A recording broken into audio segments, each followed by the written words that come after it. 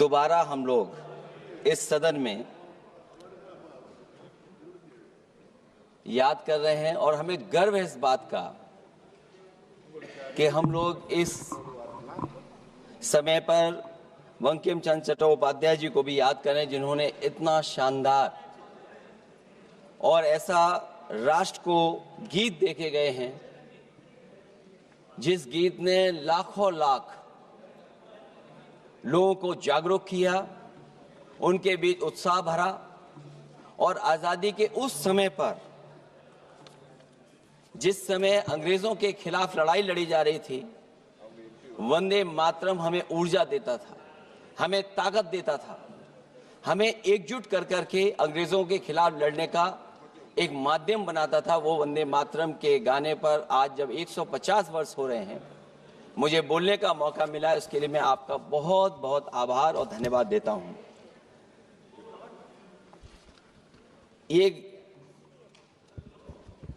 वंदे मातरम जिस तरह के हमारे पूर्व में कांग्रेस पार्टी के नेता गौरव गोगोई ने जो बात रखी, उस भावना से जोड़ता हुआ और वंदे मातरम की भावना से जुड़ता हुआ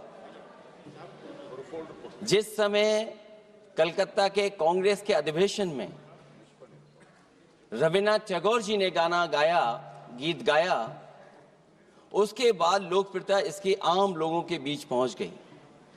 और जब कभी भी लोगों को अंग्रेजों के खिलाफ लड़ना होता था तो यही वंदे मातरम का नारा देकर के लोगों को जोड़ने का काम करते थे।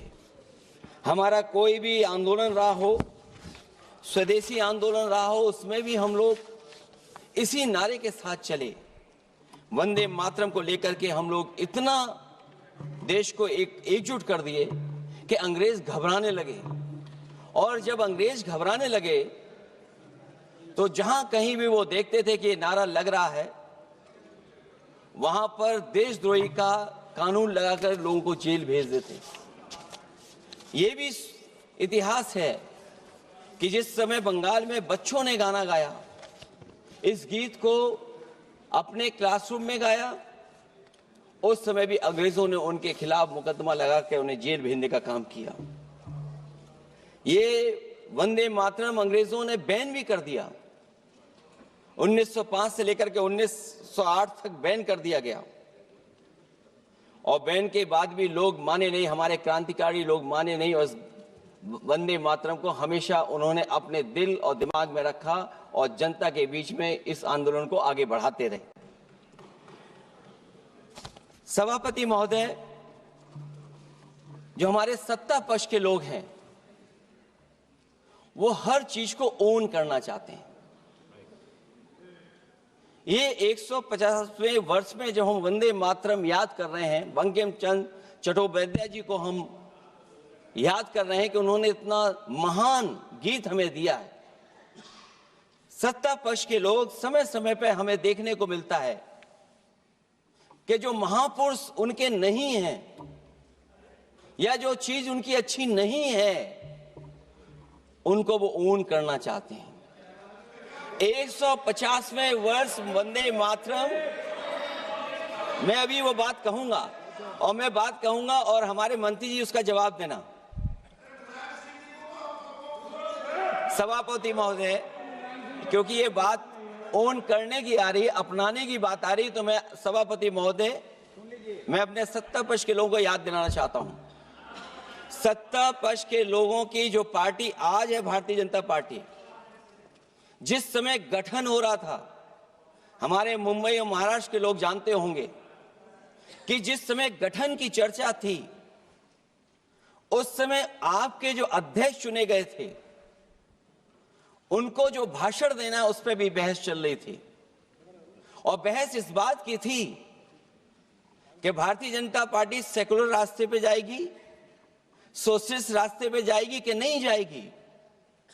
तमाम विरोध के बाद भी उस समय के उनके राष्ट्रीय अध्यक्ष जो चुने गए थे, उन्होंने वही रास्ता अपनाया अपने भाषण में। समाजवादी आंदोलन, समाजवादी विचारधारा और सेकुलर रास्ता अपनाया। और वही नहीं,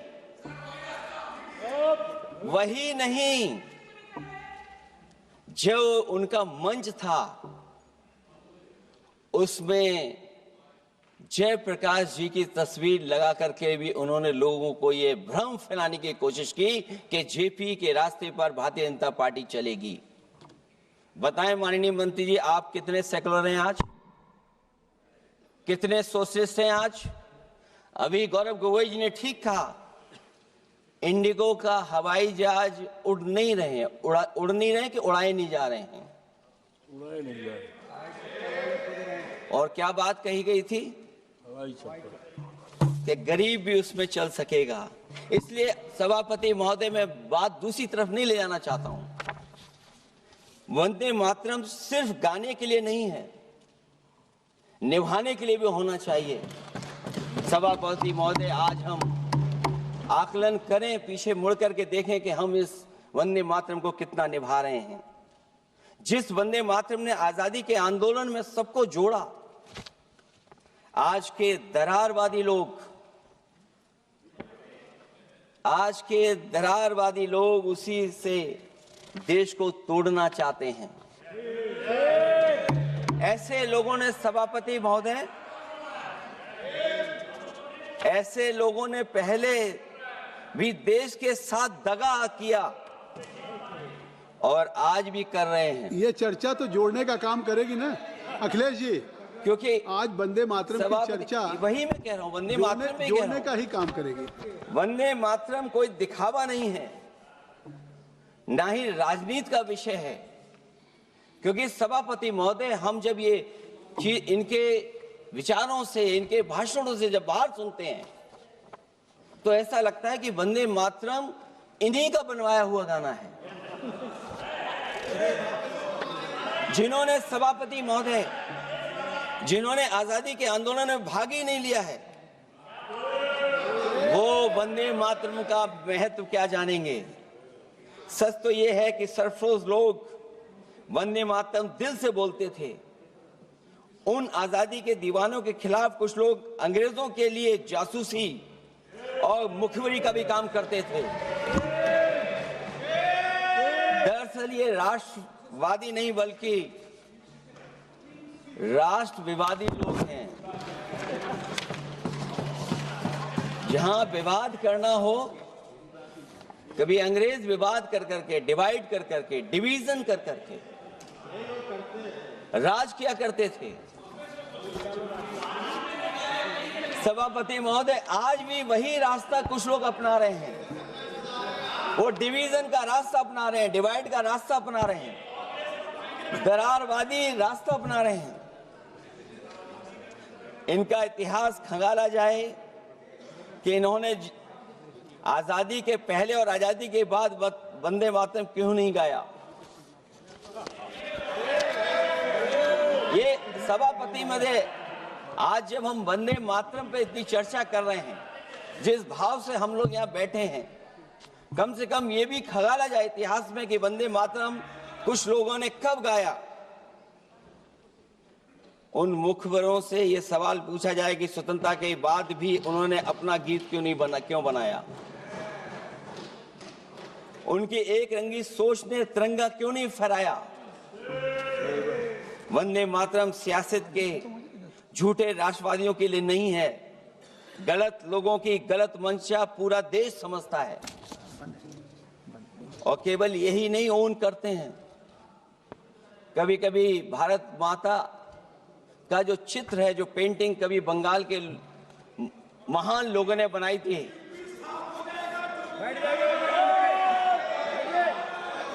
सभापति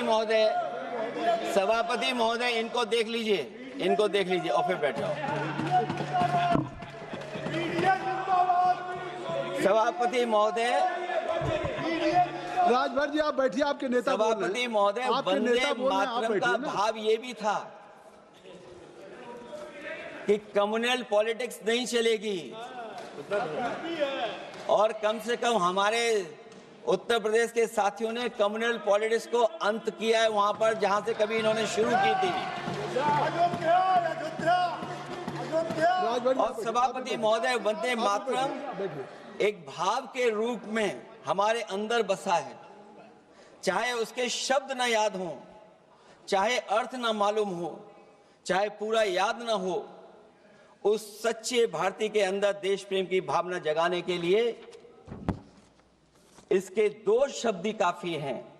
जो सच में देश की एकता और अखंडता चाहते हैं, जो भाईचारे को बुनियाद मानते हैं, उनके लिए दो शब्द भी पर्याप्त हैं जो इस वंदे मातरम से हमें मिलते हैं।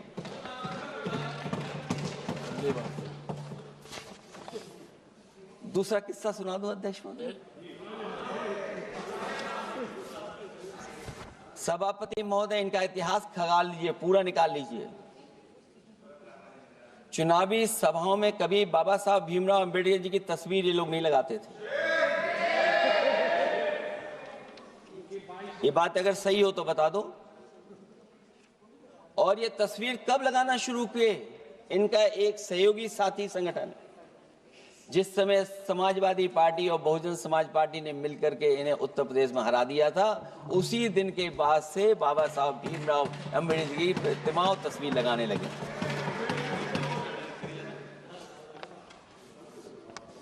इसलिए सभापति महोदय, ये वंदे मातरम केवल गीत नहीं है, गीत के साथ साथ आज हमें ऊर्जा भी देता है।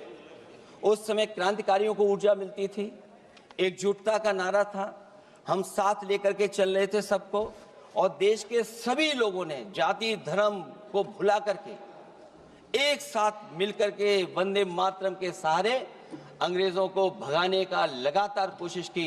और अंतोगत्ता परिणाम ये हुआ कि जब देश जागा, वंदे मातरम के साथ साथ जय हिंद का नारा, इंकलाब जिंदाबाद का नारा लगा करके अंग्रेजों को इस देश से भगाने का काम किया। आज सभापति महोदय, जब हम चर्चा कर रहे हैं, हम कैसा देश बनाना चाहते थे और किस दिशा में हम लोग देश को ले जा रहे हैं। सभापति महोदय, मुझे अच्छा लगा कि प्रधानमंत्री जी ने वो बात याद दिलाई कि अंग्रेजों के जमाने में अगर बच्चे भी वंदे मातरम गा देते थे तो उन्हें देशद्रोही के कानून से जेल भेज दिया जाता था। आज जब हम आजाद हो गए हैं तो आज देखिए उत्तर प्रदेश में क्या हो रहा है कि जो प्राइमरी स्कूल है वो बंद किए जा रहे हैं। 26,000 से ज्यादा स्कूल बंद हो गए। और जब बच्चों को पढ़ाने के लिए हम लोगों ने जिम्मेदारी उठाई, पीढ़ी के समाज के लोगों ने जागरूक होकर के पढ़ाने की कोशिश की, तो कभी अंग्रेजों ने मुकदमा लगाया था बच्चों पर देशद्रोह का। आजादी के बाद भारतीय जनता पार्टी की सरकार ने वहां पर मुकदमे उन पे लगाए जो पढ़ने गए और जो पढ़ाने गए। तो इसलिए वंदे मातरम का भाव जो था, उसी भाव से जुड़ करके हम सब मिल करके इस देश को और मजबूत करें। यही हमारी भावना है, यही हमारी सदस्यों की भावना है। जब हम 150वें वर्ष में याद कर रहे हैं तो वहीं हम ये याद करें कि जिस भावना से वंदे मातरम को हम लोगों ने देश के सामने गा गा करके अंग्रेजों को भगा दिया, ये देश कैसे मजबूत हो, एकजुट कैसे हो, बिना भेदभाव के, और संविधान से कैसे चलें, क्योंकि ये संविधान से ही मिला हुआ हमें गीत है। इसलिए इस गीत के माध्यम से हम किसी पर टिप्पणी और किसी पर थोपने की कोशिश न करें और न किसी पे दबाव बनाने की कोशिश करें। आपका सभापति जी का बहुत बहुत धन्यवाद।